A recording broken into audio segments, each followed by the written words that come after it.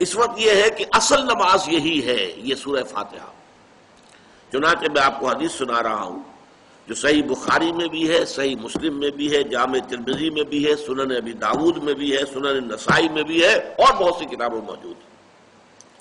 اور یہ عن عبادۃ بن صامت رضی اللہ تعالی عنہ، حضرت عبادہ بن صامت سے ہے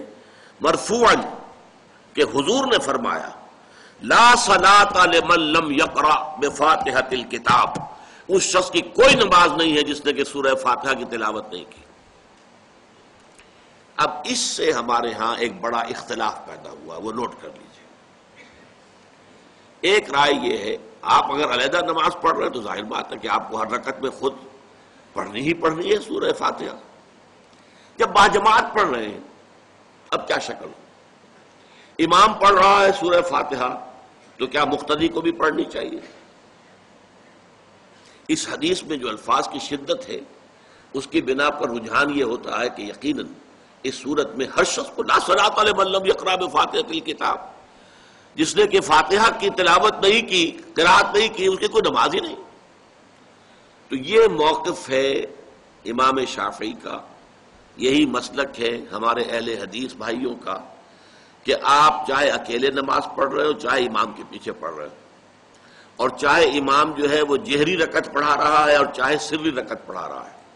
خاموشی والی رکعت سورہ آپ کو معلوم ہے کہ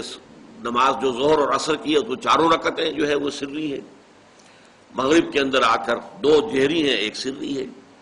عشاء میں آ کر دو جہری ہیں دو سری ہیں، سورہ اور نماز فجر کے اندر دونوں جو ہیں وہ جہری ہیں۔ تو چاہے جہری ہو چاہے سری ہو، آپ کو بھی لازماً جو مقتدی ہے اسے بھی سورہ فاتحہ پڑھنی ہوگی۔ اب اس کے لیے انہوں نے یہ طریقہ جو ہے تلقین کیا ہے کہ امام تیزی سے نہ پڑھے، رک رک کر پڑھے الحمدللہ رب العالمین، اس کے بعد اتنا وقفہ دے دے کہ جو مقتدی ہے وہ بھی کہہ لیں اپنے دل میں یا پڑھ لیں الحمدللہ رب العالمین الرحمن الرحیم۔ تو یہ رک رک کر پڑھنا، خاص طور پر اگر آپ کو موقع ہوا ہو کسی اہل حدیث امام کی امامت میں نماز ادا کرنے کا تو آپ دیکھیں گے کہ بڑا فرق ہے۔ ہمارے جو حنفی امام الحمدللہ رب العالمین الرحمن الرحیم مالک یوم الدین ایاک نعبد و ایاک نستعین، چار آیتیں جو ہیں وہ بھی ایک سانس میں پڑھ جائیں گے، لیکن یہ کہ عام طور پر جو اہل حدیث حضرات ہیں وہ رک رک کر ٹھہر ٹھہر کر پڑھتے ہیں، ترتیل کے انداز میں پڑھتے ہیں۔ یا پھر دوسری شکل انہوں نے ایک اور کی ہے، یہ آپ سعودی عرب میں جب کبھی نماز پڑھیں گے اور آپ پڑھی ہو آپ نے تو وہاں آپ دیکھیں گے کہ امام جو ہے وہ سورہ فاتحہ پڑھنے کے بعد کوئی ایک منٹ جو ہے خاموش رہتا ہے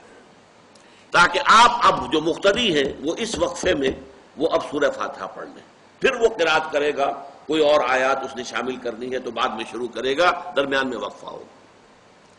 لیکن ایک مسلک یہ ہے، اور یہ مسلک جو ہے یہ در حقیقت قرآن مجید کی ایک آیت کے اوپر مبنی ہے۔ سورہ اعراف کے آخر میں فرمایا گیا وَإِذَا قُرِئَ الْقُرْآنُ فَاسْتَمِعُوا لَهُ وَأَنصِتُوا، جب قرآن پڑھا جا رہا ہو تو توجہ سے اسے سنو، خود خاموش رہو۔ اب یہ قرآن مجید کی آیت ہے، اس کے بنا پر ایک رائے یہ ہے کہ آپ امام کے پیچھے سورہ فاتحہ نہیں پڑھیں گے، پڑھا جا رہا ہے سنو اس کو، خود خاموش رہو۔ اور اس کے لیے وہ دلیل دیتے ہیں کہ یہ شکل ایک وفد کی سی ہے، جیسے کسی بڑی شخصیت کے پاس اگر آپ کا کوئی وفد جاتا ہے، 8-10 افراد ہیں، ان میں اسپوکس مین ایک ہوتا ہے، وہ بات کرتا ہے، باقی سب لوگ موجود رہتے ہیں، سنتے ہیں۔ اسی طریقے سے امام جو ہے وہ گویا کہ آپ کا نمائندہ ہے